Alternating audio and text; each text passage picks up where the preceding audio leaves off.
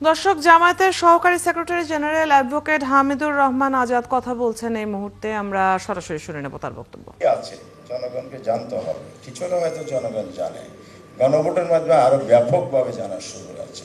Election commission এটাকে public করবে এবং সরকার এটার জন্য প্রোপাগান্ডা করবে। আমরা রাজনৈতিক দল, civil society and others stakeholder সবাই মিলে যদি এটা মাঠে নামে, তাহলে জনগণ বুঝতে পারবে একটা গণভোট হচ্ছে।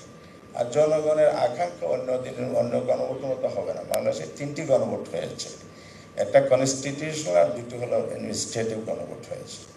এখানে জনগণ জানে না কখন গণভোট হয়েছে, এই অভিযোগটা দেয়া হচ্ছে। কিন্তু জল অভ্যুত্থানের প্রতি মানুষের যে আকাঙ্ক্ষা, আগ্রহ, সংস্কারের প্রতি হয়েছে, এই গণভোটে মানুষের আকাঙ্ক্ষা অনেক বেশি থাকবে। আর আমরা সবাই মিলে যেহেতু এই সনদটা সাটারটা করেছি, সবাই সিনসিয়ারলি এটা বাস্তবায়ন চায়, কমিটমেন্টের জায়গা থেকে সবাই মিলে যে আমরা জনগণকে মোবিলাইজ করি, পাবলিকের ইন্টারেস্টের জায়গাটাকে যদি আমরা পিক করে নিয়ে যেতে পারি, তাহলে একটা হাইয়েস্ট ভোট রেশিওর সম্ভাবনা কাস্টিংয়ের সুযোগ এখানে আছে। সেই জন্য এই আশঙ্কা করার সুযোগ নেই। আবার কেউ বলে যে এখানে মানি একটা বড় বিষয়, কস্টিংয়ের বিষয়, একটা ভিআইপি হল আমাদের অর্থনৈতিক বিষয়, যেখানে 27 লক্ষ কোটি টাকা বিদেশ পাচার হয়ে গেলে শ্বেতপত্র গভর্নমেন্টের রিসার্চের মধ্য দিয়ে প্রকাশ হয়েছে। সেই দেশে 1,500 কোটি টাকা আপনি এত বড় করে দেখবেন, জাতি এত বড় একটা স্বার্থে, জনস্বার্থে, দেশের স্বার্থে আমরা কত বড় বড় প্রকল্প নিচ্ছি, সে জায়গায় 1,500 কোটি টাকা। আর এখানে যেগুলো ইকুইপমেন্ট কেনা হবে, এটা ন্যাশনাল ইলেকশন ইকুইপমেন্ট কাজে লাগবে, ব্যালট বাক্স অ্যান্ড আদার লজিস্টিক যেগুলো সব থেকে যাবে। 2 মাস 1 মাসের পরে আপনি এটা কাজে লাগাতে পারবেন। কস্ট ম্যানেজের বিষয়টা কিন্তু এখানে বড় করে দেখার সুযোগ নাই।